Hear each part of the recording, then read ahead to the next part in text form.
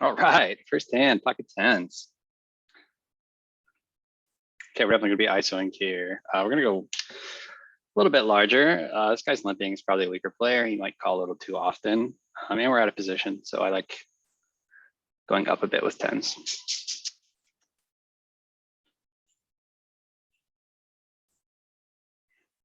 Probably not defending much with this hand. Nice.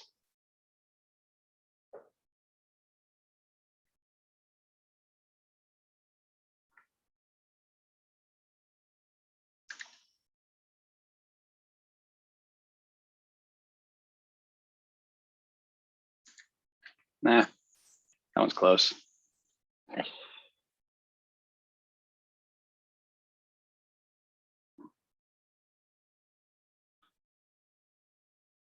Okay, similar story here. I guess like limping under the gun. Pat's probably just a weaker player. So he's probably got a, I mean, I don't think he's ever got a dominating hand or anything like that. If we get back raised or something, we can just pretty comfortably fold, I think. Here, flop top pair, good kicker. We have the heart, which is nice. I think we're just going to be range betting this board for about third pot most of the time.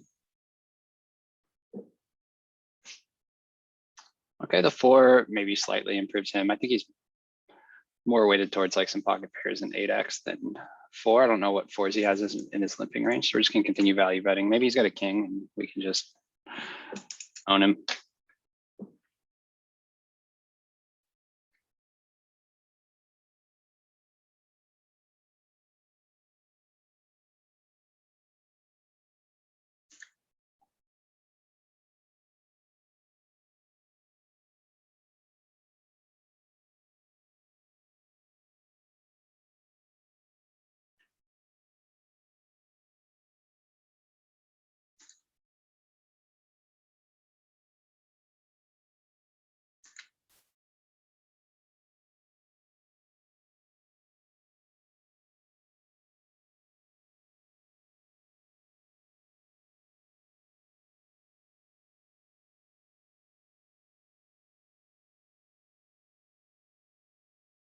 Six off is not really a great hand. I think we actually probably get to three bet this hand sometimes.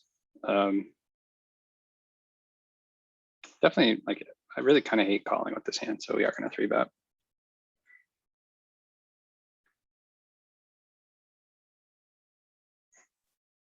Okay, it's a board that's good for us. We want to be betting a polarized range on this board. We have the suit blockers, which is nice. I think we're going to go for just over about 60% pop bet here. We're just doing really well on this board, whereas button's not. Button's doing all right on that board, actually. But we're doing slightly better.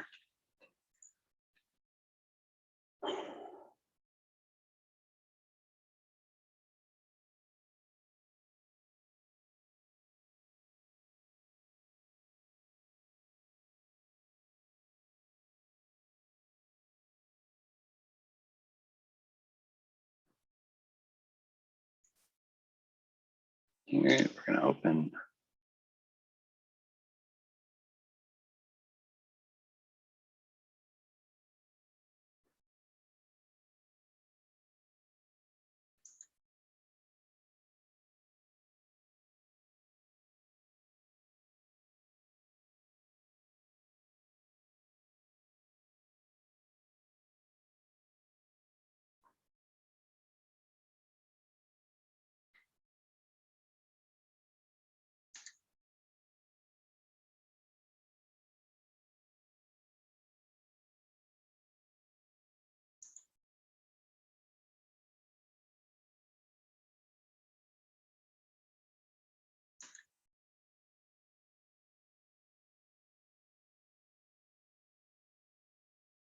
King five suited. From the button, I'm probably opening this hand. Although I guess like in this pool, might be fine anyway, but we're just gonna let it go.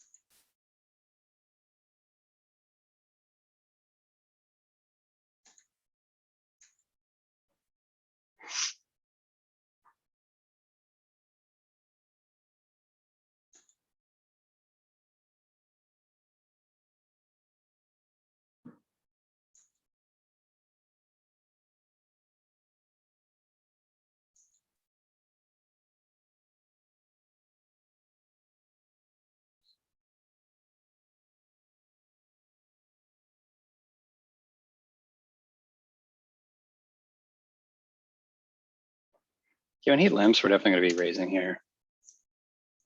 Just because there's so much more opportunity to win the pot post flop. Oh, interesting. I don't think there's really much we can do here besides call. Pretty strange. Like I don't know. I'm tempted to just kind of think this guy's full of it, but I don't know why.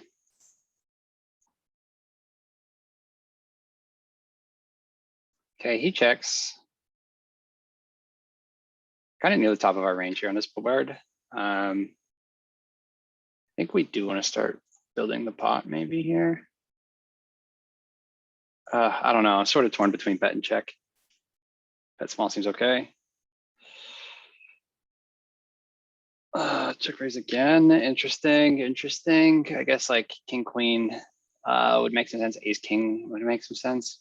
Queens maybe or eights. I don't think we can fold. This is just the way this guy's played his hand. It's just I just like kind of have no idea what to do.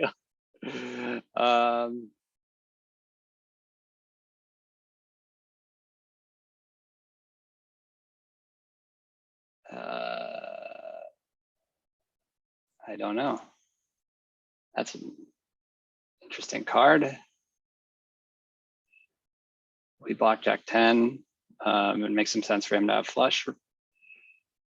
Flush is okay with that size. Like, I don't know what that size means at all. I guess aces.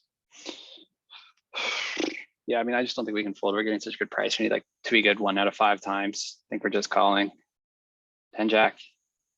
How does he do it? That was a fucking weird hand.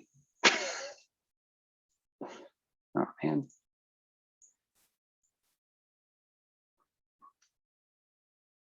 It's a really weird hand.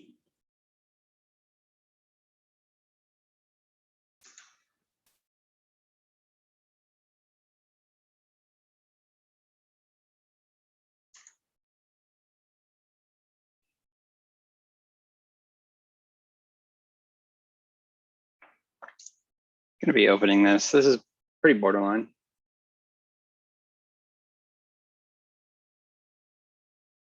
Okay, super dry board. I think we're just betting range on this board. How do we do this?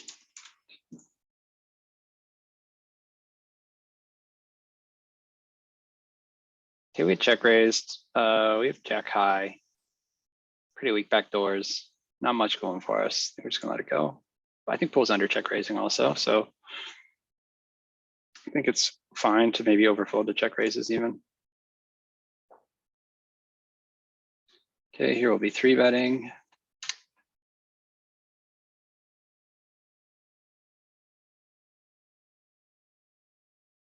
We get a cold call from what looks to be a weaker player with a shorter stack here. Great flop for us. We're just gonna try to get it in some point during this hand. So what's the best way to do it? I think on this board like this, we don't really need to bet large. Especially this stack size, like we can just get it in kind of slowly here.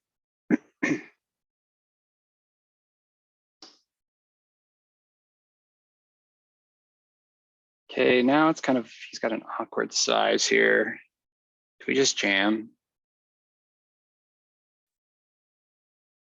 I think jamming makes some sense. Like he's just gonna call with the queen often.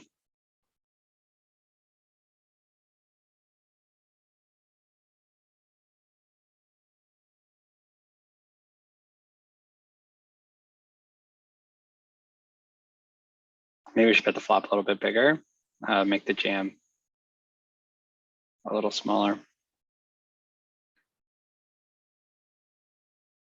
I guess like, I don't know, I was worried about the river sizing, like if I bet small there, but I guess it doesn't really matter. Like, let's just get the money in. So that's probably a mistake betting so large.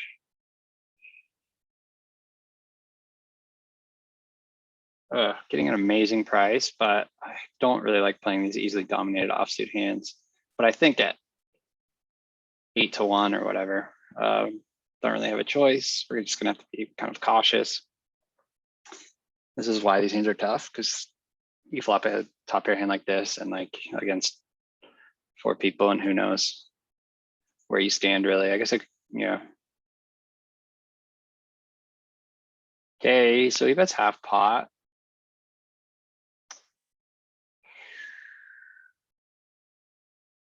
into like 5 people. I mean, he's repping a pretty strong range, but I'm not sure we can fold quite yet.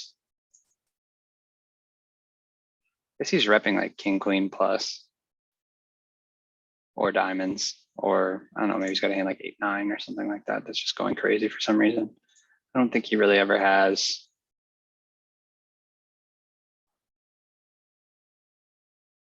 Another half pot bet. So we need like what, 25% equity. I don't really see any bluffs anymore.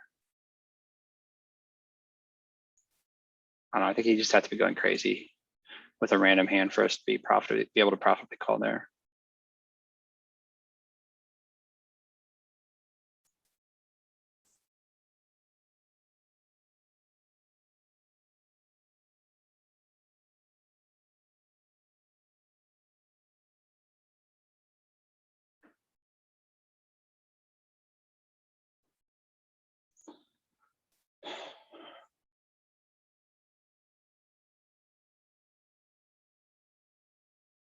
Two bigs. Queen and off feels just like a little bit too weak to do anything with here.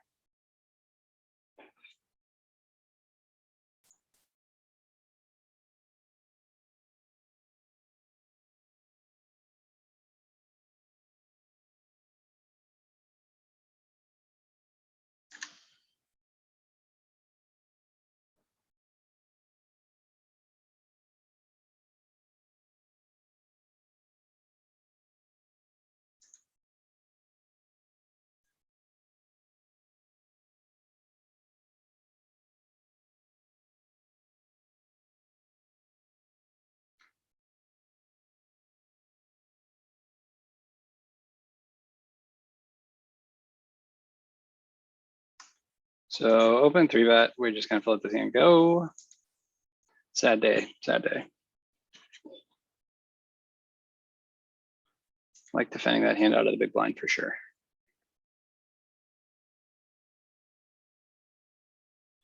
King 7 off. I don't even think that's an open from the small blind.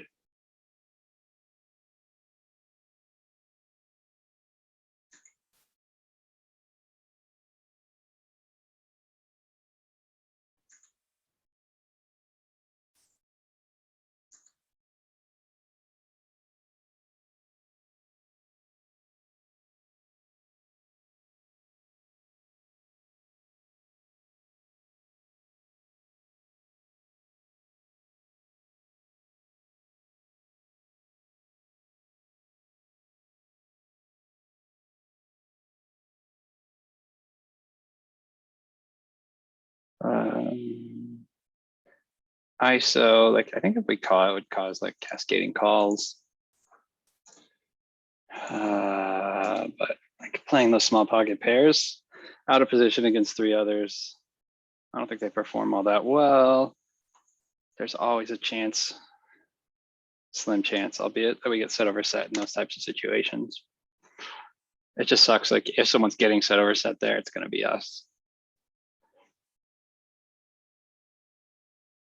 Okay, this board is going to be something that the big blind is going to do much better on. It's going to just, it allows him a lot of opportunity for him to catch up. So we're going to have to be playing pretty cautiously, choose a selective strategy. I don't think this hand really fits into our c-betting strategy. Okay, he bets half pot here. We have king high. Not really much else going for us. Looks like we're just going to have to let this one go.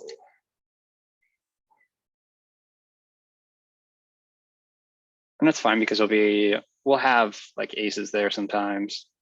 We'll have a pretty protected checking range there, just because of the nature of the flop. So no worries about just getting exploited.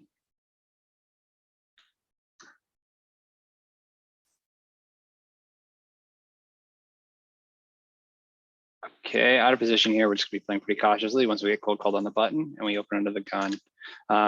I think he's got like a pretty condensed range. Consists of maybe a lot of suited connectors, some broadways, pocket pairs. So check through. I think we're just going to continue to check down this hand. There's a chance, a small chance we just win at showdown here. Though I expect to be beat by some pocket pairs sometimes.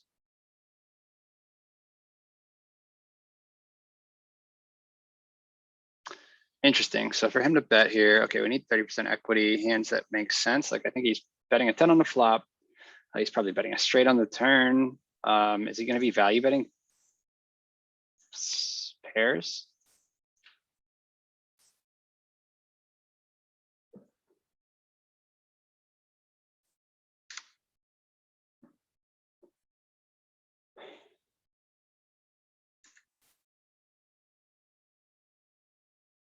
I don't know about that call.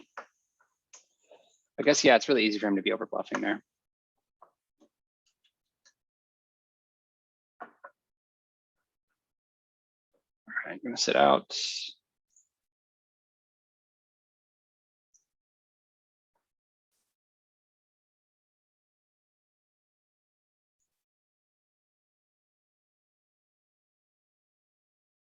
I don't think we defend Jack 9 off against an under the gun open.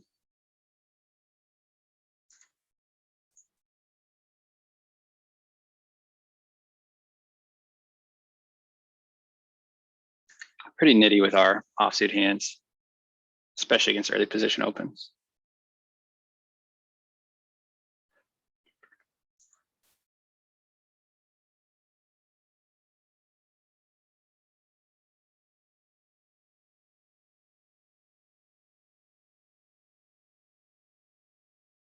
I would have loved to open this hand. I don't really think we'll be three betting this hand all that often. Ace 5 maybe, but I don't think ace 3 is going to make the cut.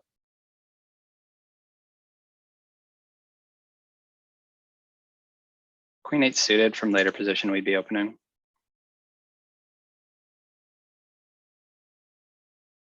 Cool, that's it. See ya.